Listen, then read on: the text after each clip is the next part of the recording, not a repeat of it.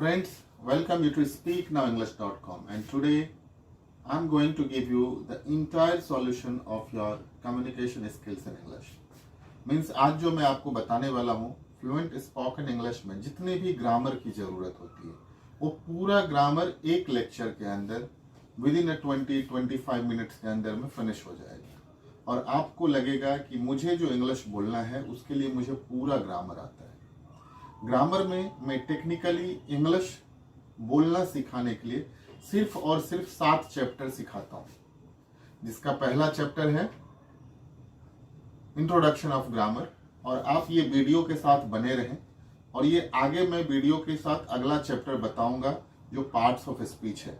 और जैसे जैसे आप इसके नेक्स्ट लेवल में जाएंगे तो within a few days, in 5 से 7 मिनट के अंदर में एक चैप्टर फिनिश हो जाता है और पूरा का पूरा आप समझ जाएंगे कि इंग्लिश बोलने के लिए कितने ग्रामर की जरूरत है। तो आज जो हम 7 चैप्टर पढ़ने वाले हैं वो चैप्टर का नाम है introduction of grammar, parts of speech, personal pronoun, जिसमें first person, second person, third person आता है, number, singular number and plural number, और सेंटेंसेस। सेंटेंसेस कितने तरह के होते हैं, सेंटेंसेस के बारे में पढ़ेंगे। और फिर हम प्रेजेंट, पास्ट, फ्यूचर के बारे में पढ़ेंगे और हम उसके ऊपर में सेंटेंसेस यानी मॉड ट्रांसलेशन कैसे करते हैं। बिकॉज जब कभी भी हम इंग्लिश बोलते हैं तो इंग्लिश में हम फर्राटेदार क्यों नहीं हो पाते, फ्लुएंट क्यों नहीं हो पाते, उसका एक ही रीजन है, जो हम यहां से सोचते हैं वो हमारे मुंह से नहीं निकलता। मीन्स हमारे माउथ में वो am, is, are, was, were, can, could, may, might, should, should have, would have, ये सब फिट नहीं है। तो जब हम सेंटेंसेस बनाते हैं तो अगर हमें प्रेजेंट में बोलना है, पास्ट में बोलना है, फ्यूचर में बोलना है, तो उस चीज को हम ट्रांसलेट नहीं कर पाते। तो आज हम लोग वो पूरे के पूरे जितने भी आज तक का आपका प्रॉब्लम है ग्रामर का, उसका पूरा का पूरा solution with in 1 videos, with in 20-25 minutes. हो सकता है ये वीडियो कुछ लंबा हो, लेकिन अगर आप ये वीडियो के साथ बने रहेंगे तो आपको लगेगा ये जिंदगी का एक फर्स्ट, लास्ट एंड फॉरएवर एक वीडियो मिल जाएगा और जिसके द्वारा आप पूरा का पूरा इंग्लिश बोलने लगेंगे। और आज हम बहुत ज्यादा इन डेप्थ में नहीं जाने वाले हैं। हमारे पास ये जो पूरा का पूरा जो ऑलरेडी प्रेजेंटेशन है, जो पावर पॉइंट प्रेजेंटेशन है, वो प्रेजेंटेशन के ऊपर में हम पूरा रिमार्क करके, डिमार्केशन करके आपको बताएंगे कि किस तरह से आप इसको अच्छी तरह से समझ सकते हैं।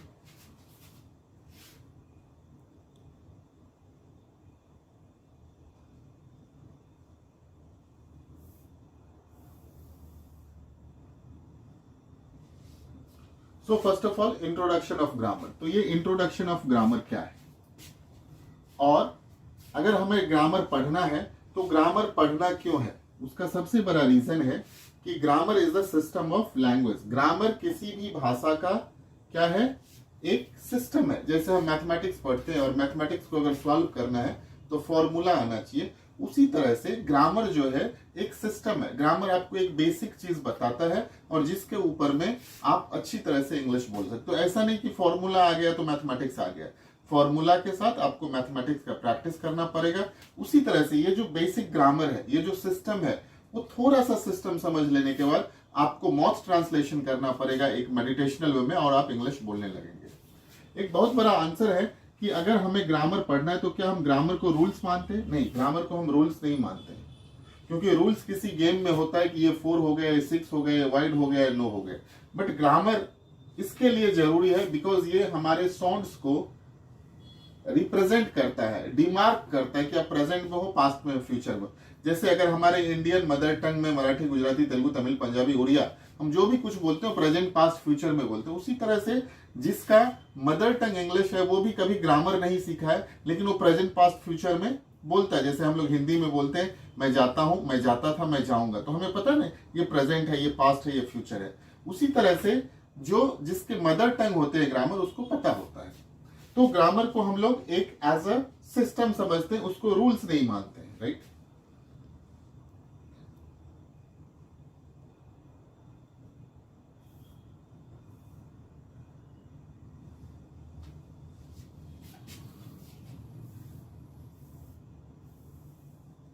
अब यहाँ पे हमने जो जो भी चीजें बनाई है आपके लिए, वो पूरा का पूरा ये पीडीएफ भी मिलेगा, आपको लिंक में शेयर किया जाएगा।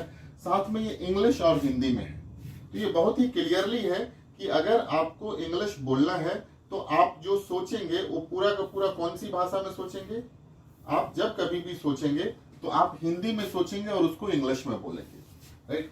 तो अब समझना ये है, यहाँ पे क्लियरली लिखा है कि व्याकरण भाषा सीखने का एक क्या है, सिस्टम है, सपोर्ट है, हेल्प है।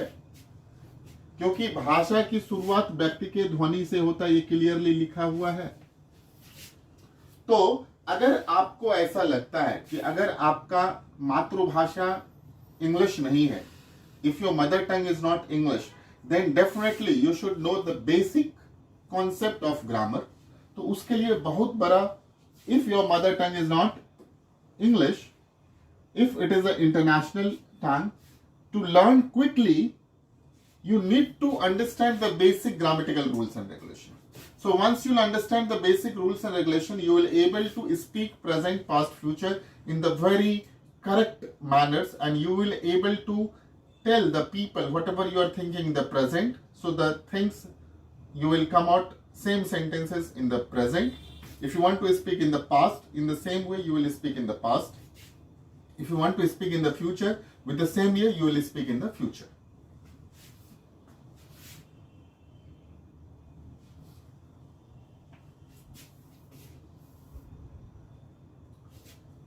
ना ये जो पहला था वो इंट्रोडक्शन ऑफ ग्रामर है। इसका जो पहला चैप्टर है उसका नाम है what is grammar.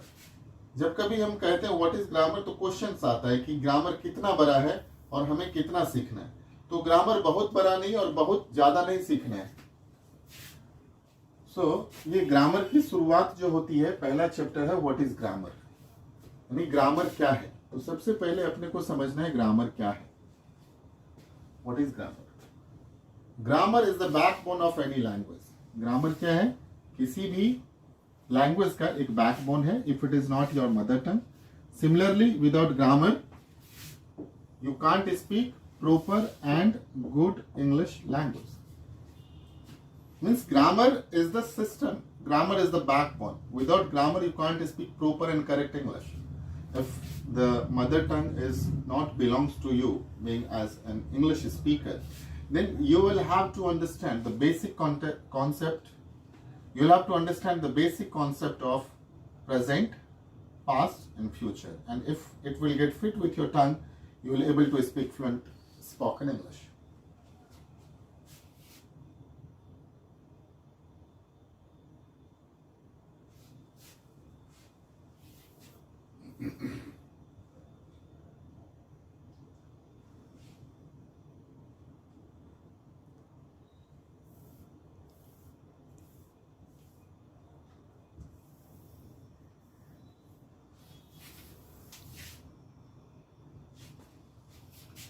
Now, here questions is what is grammar? Grammar denotes, grammar indicates how to listen correctly, how to speak correctly, how to read correctly, how to write correctly. यानी कैसे सही सुने, कैसे सही बोलें, कैसे सही पढ़ें और कैसे सही लिखें। किसी भी भाषा का यही चार पार्ट होता है, listening, speaking, reading, writing. So grammar corrects these all. How you will able to become a fluent speaker of English, so that grammar will help you out. So there are 5 parts of grammar. Grammar के कितने part हैं? 5 parts हैं और ये पांचों part क्या क्या है? फर्स्ट है ऑर्थोग्राफी, जिसको हम अल्फाबेट्स और वर्ण विचार कहते हैं. दूसरा है इटिमोलॉजी, जिसको हम वर्ड एंड वर्ड्स कहते हैं, शब्द विचार कहते हैं. तीसरा है सिंटैक्स, सेंटेंस और सेंटेंसेस के बारे में पढ़ते हैं. चौथा है पंक्चुएशन, जिसको हम साइन ऑफ मार्क कहते हैं, चिन्ह विचार के बारे में कहते हैं. और पांचवा है prosody, stanza, paragraph, sort of story के बारे में पढ़ते हैं. So means with in this 5 parts grammar gate introduce by yourself. For example, जिस तरह से आपको समझना है, फर्स्ट पार्ट जो है ऑर्थोग्राफी है. तो ऑर्थोग्राफी में हम क्या पढ़ते हैं? अल्फाबेट्स के बारे में पढ़ते हैं. There are 26 alphabets in English, is called orthography. For example A to Z and Z to A. And there are 2 parts of the vowels and consonants. अब ये अल्फाबेट्स के कितने पार्ट्स हैं? 2 पार्ट्स हैं, vowels और consonants हैं. So there are 5 vowels. A, E, I, O, U को क्या कहते हैं? Vowels कहते हैं. और रिमेनिंग 21 है उसको क्या कहते हैं? कॉन्सोनेंट कहते हैं. For example,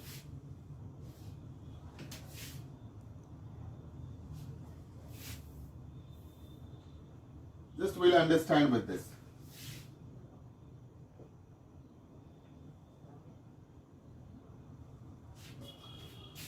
So what is orthography? Orthography is a burn bichar. In this part we study about alphabets and letters. There are 26 alphabets in English. Is called orthography. A से Z. This is the capital letter. This is the small letter. This is the cursive letter. So this is बड़ा अक्षर, छोटा अक्षर, घुमावदार अक्षर. Capital letter, small letter, cursive letter, right? So there are two parts of alphabets. Alphabets के दो parts होते हैं, vowels and consonant, right? So there are 5 vowels. Hindi में इसको स्वर कहते हैं, vowels को हिंदी में स्वर कहते हैं और consonant को व्यंजन कहते हैं. तो ये 5 क्या है? स्वर है. और ये जो 21 है ये क्या है? कॉन्सोनेंट है, राइट? अब ये डिपेंड करता है आपके ऊपर में कि वॉवेल्स और कॉन्सोनेंट को आप किस तरह से समझते हैं. आगे जाकर के जब हम ए एन दी आर्टिकल पढ़ेंगे तो उसमें ये बहुत सारा हेल्प करता है कि उच्चारण के अनुसार से, प्रोनाउंसिएशन के अनुसार से हम कहाँ ए लगाते, कहाँ एन लगाते, कहाँ डी लगाते.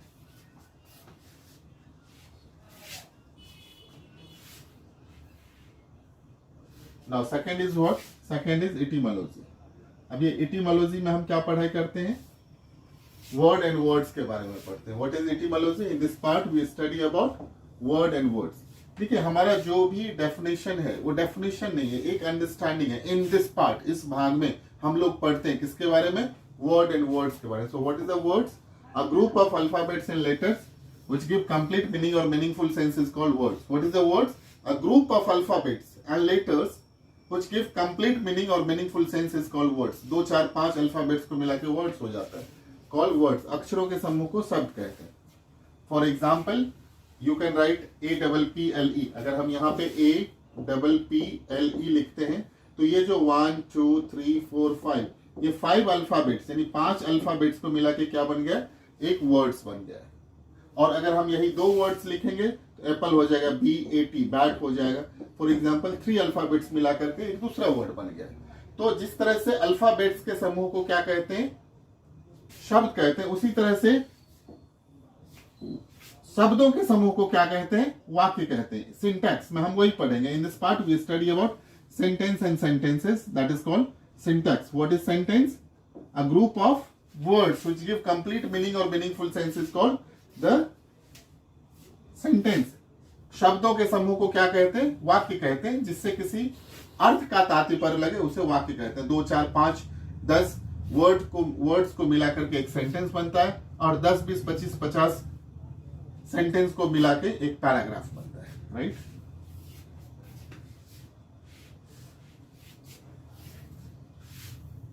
Now the fourth part is the punctuation. So in this part we study about sign of mark. इस भाग में हम लोग क्या पढ़ते हैं? साइन ऑफ मार्क के बारे में पढ़ते हैं. So what is the sign of mark? Sign of mark is what? Punctuation में क्या पढ़ते हैं? चिन्ह विचार. बहुत बार तो हमें स्टूडेंट्स बताते हैं कि सर हमने आज तक ग्रामर के इंट्रोडक्शन के बारे में ये पढ़ा ही नहीं है. आप जो 5 पढ़ाते हो उसमें हमें एक ही पता है जिसका नाम है पंक्चुएशन, और हमने बचपन से लेकर आज तक सिर्फ पंक्चुएशन सुना है. ऐसा नहीं है. क्या होता है, जब हम बचपन में पढ़े रहते हैं वो हम जब कुछ बड़े हो जाते हैं, मीन्स जब हम 55 में चले जाते हैं तो उसको हम सोचते हैं जो आता, जो नहीं आता. लेकिन एक चीज याद रखो, अगर आपको दौड़ना है, चाहे आप बच्चे हो या बड़े हो, तो दौड़ने के लिए पैर की जरूरत है. चाहे बच्चा बोले या बड़ा आदमी बोले, उसको भी बोलने के लिए प्रेजेंट पास्ट फ्यूचर की जरूरत है. तो कहीं पर भी अगर आप सिस्टम को फॉलो करेंगे तो आप फ्लुएंट स्पीकर ऑफ इंग्लिश बन जाएंगे.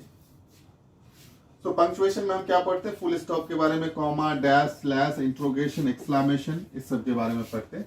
क्योंकि अगर आपको आगे लिखना है, for example the main mark punctuations are full stop, comma, question mark, exclamation, etcetera, right? अगर कुछ लिखना है तो आप बिना फुल स्टॉप का वो सेंटेंसेस को आगे नहीं लिख सकते हो. For example Rajesh be happy, अगर हमें ये लिखना है और उसके आगे लिखना है बी हैप्पी राजेश, और अगर इसमें हमने कॉमा नहीं दिया, फुल स्टॉप नहीं दिया, तो हम आगे के सेंटेंसेस नहीं लिख सकते. तो कभी भी सेंटेंसेस को आगे बढ़ाने के लिए comma, full stop, dash, slash, whatever rules and regulation is there, that you will have to follow it.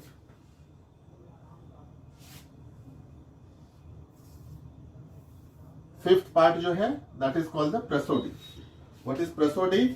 In this part, we study about stanza, paragraph, short of story. That is called prosody. अब prosody क्या है?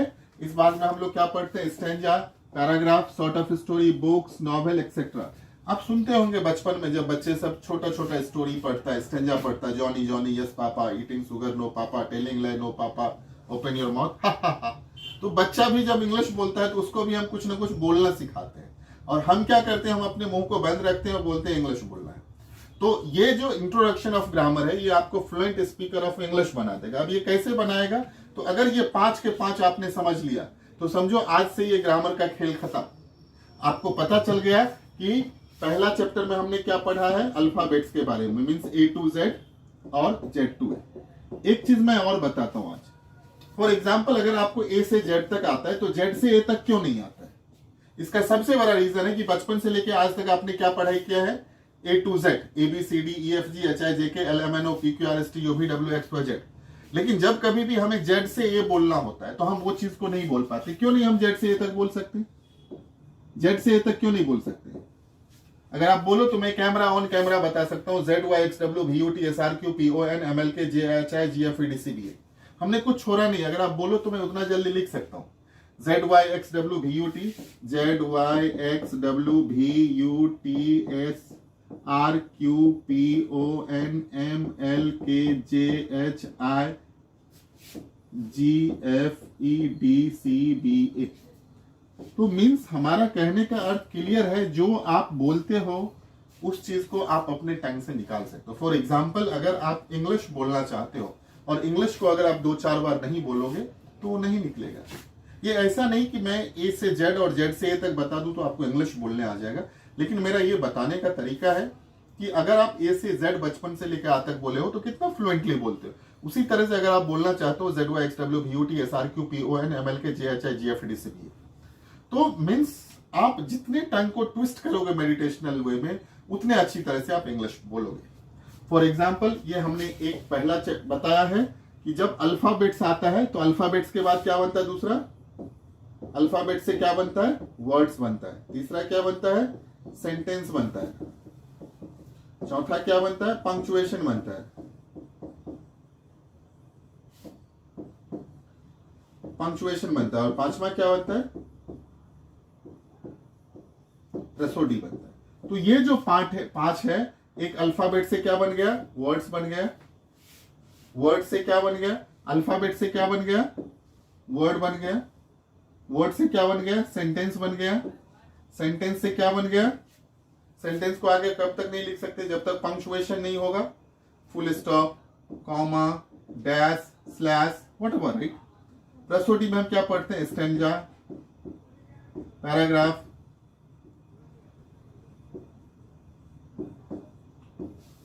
So these all are the parts of grammar. So I really wish you to become a fluent speaker of English.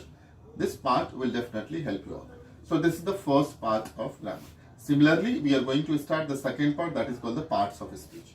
Thank you very much.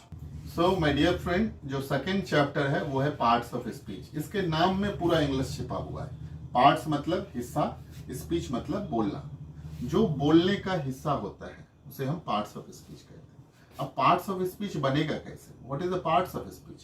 Parts means हिस्सा, parts means हिस्सा, speech means बोलना। शब्दों को अलग अलग भागों में बांटा गया है उसके प्रयोग के अनुसार से। The words are divided into different parts according to their usage is called the parts of speech. यानी कोई भी चीज जो बनेगा, जब हमारा स्पीच बनेगा तो किसके थ्रू बनेगा, वर्ड्स के थ्रू बनेगा। जैसे अगर ये घर बना हुआ तो घर जो बना हुआ ईट से बना हुआ, ईट is not equal to home, but ईटा के बिना घर भी नहीं बन सकता। उसी तरह से words is not equal to speech, but अगर स्पीच बोलना है तो speech cannot be constructed without words. Words के बिना स्पीच बन भी नहीं सकता है। सिमिलरली पार्ट्स ऑफ स्पीच के हम बहुत डेप्थ में नहीं जाएंगे, बिकॉज पार्ट्स ऑफ स्पीच जो है बड़ा है, लेकिन हम इसके जो बेसिक इंट्रोडक्टरी पार्ट है, जो पार्ट्स ऑफ स्पीच के 8 पार्ट्स हैं, there are 8 parts of speech, noun, pronoun, adjective, verb, adverb, preposition, conjunction, interjection. ये 8 के बारे में हम आइडेंटिफिकेशन अच्छी तरह से समझ लेंगे। अगर इसको हम डेप्थ में जाएंगे तो बहुत बड़ा है, जैसे नॉन के 5 प्रकार हैं, प्रोनाउन के 8 प्रकार हैं, बट हम उतने डेप्थ में नहीं जाएंगे। अभी हम बेसिक अंडरस्टैंडिंग करेंगे। जिस तरह से आप वीडियो में बने रहोगे तो आगे मैं बताऊंगा कि आपको पता चलेगा, जब आप एक सेंटेंस लिखोगे तो एक सेंटेंस में फ्रॉम नॉन से लेके इंटरजेक्शन तक आप हर एक चीज को आइडेंटिफाई कर सकते हो कि ये सेंटेंस में नॉन क्या है, प्रोनाउन क्या है, एडजेक्टिव क्या है, वर्ब क्या है, एडवर्ब क्या है, प्रीपोजिशन क्या है, कंजक्शन क्या है, इंटरजेक्शन क्या है, तो आपके आइडेंटिफिकेशन आ जाएंगे, राइट।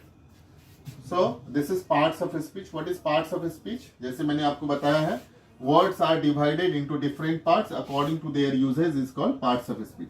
शब्दों को अलग अलग भागों में बांटा गया है, उसके प्रयोग के अनुसार से उसे क्या कहते हैं? पार्ट्स ऑफ स्पीच कहते हैं। So there are 8 parts of speech. Parts of speech कितने होते हैं? 8 पार्ट्स ऑफ स्पीच के प्रकार होते हैं, और ये पार्ट्स ऑफ स्पीच के बारे में हम पढ़ते हैं। So there are 8 parts of speech. What is the first?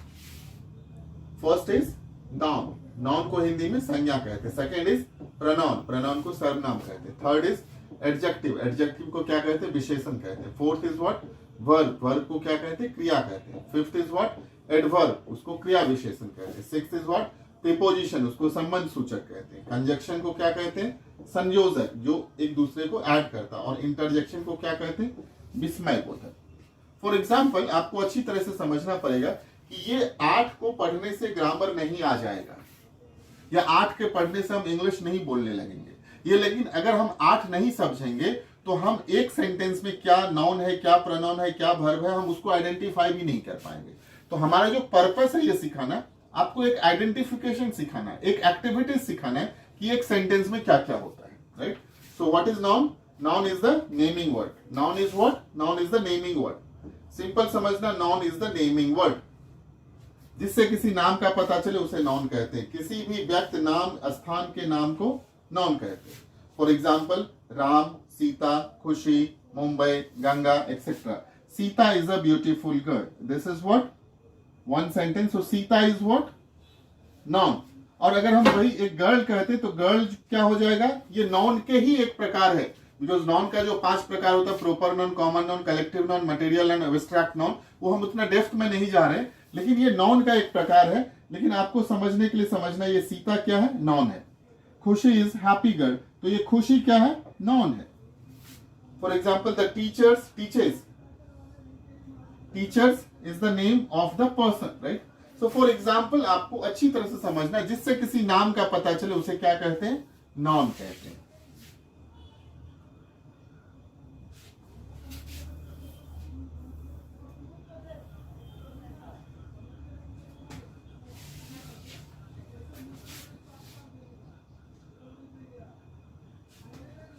Now, second is what?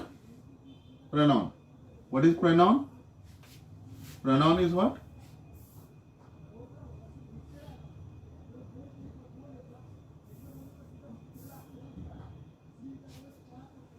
What is pronoun?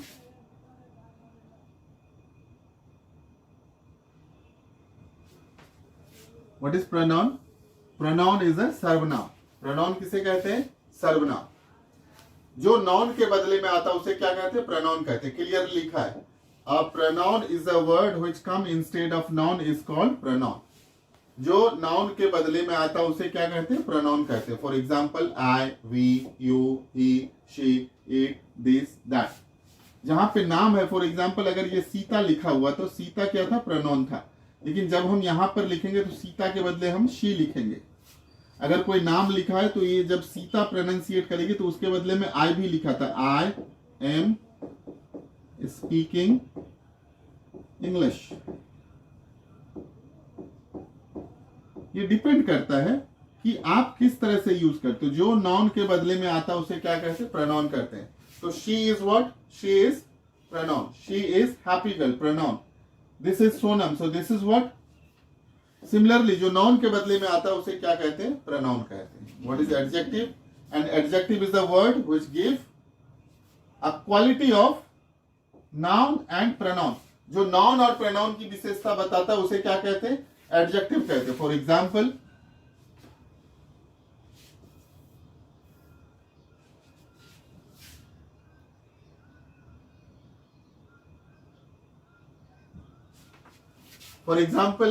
अब देखो यहाँ पे जो संज्ञा और सर्वनाम का विशेषता बताता है उसे क्या कहते हैं? एडजेक्टिव कहते हैं। And adjective is the word which give quality of noun and pronoun. For example, good, beautiful, happy, etcetera. Sita is beautiful girl, so this beautiful is what? Adjective. खुशी, शी इज व्हाट? प्रोनाउन। यहाँ पे सीता के बदले में she आया, she is happy girl, खुशी is happy girl, so happy is what? Adjective. Beautiful is what? Adjective, जो विशेषता बताता है. Now the fourth is what? Fourth is what? Verb. Verb is an action word. ये action word याद रखना है, जिससे किसी काम का पता चले. वर्क, जिससे किसी वर्क का पता चले उसे क्या कहते हैं? वर्ब कहते हैं. जिससे किसी काम का पता चले उसे क्या कहते हैं? वर्ब कहते हैं. Sita is singing, so singing is what? Verb. Khushi is playing, so playing is what? Verb. Birds fly, so उड़ना is what? Verb. Boys, the boy sleep, sleep is what? Verb. Hindi में समझने के लिए जिसमें किसी ना लगा रहे, हंसना, पीना, खाना, बोलना, जाना, पढ़ना, read, right, play, these all are the verbs, right? Fifth part is what? Adverb. What is adverb?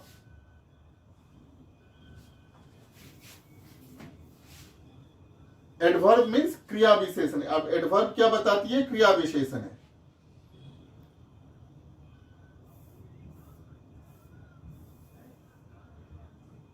So an adverb is a word which quality of verb adjective is called adverb. अब noun pronoun का विशेषता कौन बताता है? Adjective. तो अच्छी तरह से समझिए. Happy, very happy. Good, very good. Quick, quickly. Slow, slowly. So very और LY. Slowly, correct, correctly. Lord, lordly. Gracefully, suddenly, finally. These all are the adverb. Khushi, Khushi के बदले में क्या था? Khushi is the noun. She is what? Pronoun. Is very, very, very happy is what? Very is what? Adverb. She runs quickly. So quickly is what? Adverb. Radha sang sweetly. So this sweetly is what? Adverb. Got it? Okay. So now next is what? Preposition. What is preposition? In this part we study about, this will give a relation between one word to another word. A preposition is a word which establish the relation between one word to another word. For example, जिससे किसी संबंध का पता चले उसे preposition कहते हैं. For example, in, on, by, at, of, near, upon, under. These all are what? Preposition. She plays on the ground or she plays in the ground. So depend करता है, आगे जाके हम usage पढ़ेंगे. She plays on the ground. So on is what? Preposition. Book is on the table. So on is what? Preposition. He is going to market. So to is what? Preposition. Now the next part is conjunction.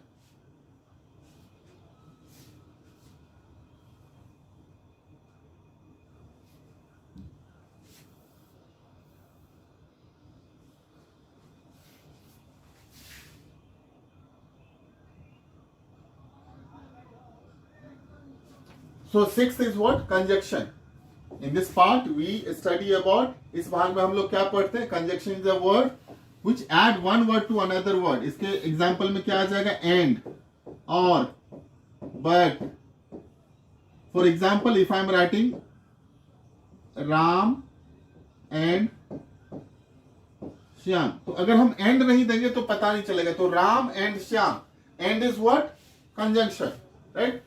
And, but, or, etc. Ram and Shyam are playing in the ground. Neeta and Meeta. Raju is tall. Rohan is taller. Right? Raju is tall, but Rohan is taller. So these all are what? Conjunction. And the eighth part is what? Interjection. What is interjection?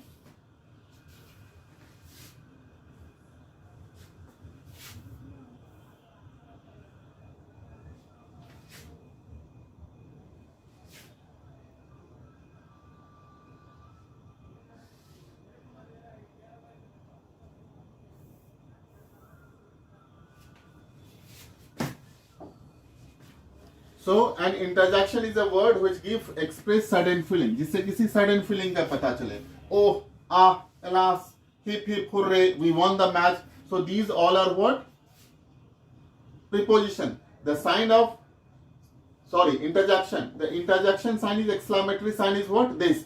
This is the exclamation sign.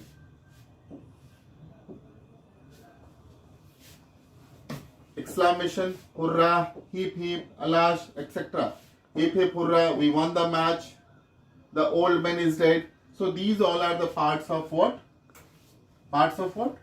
Speech. For example, if I am writing Sita Sita के बदले में क्या आ गया था? She is a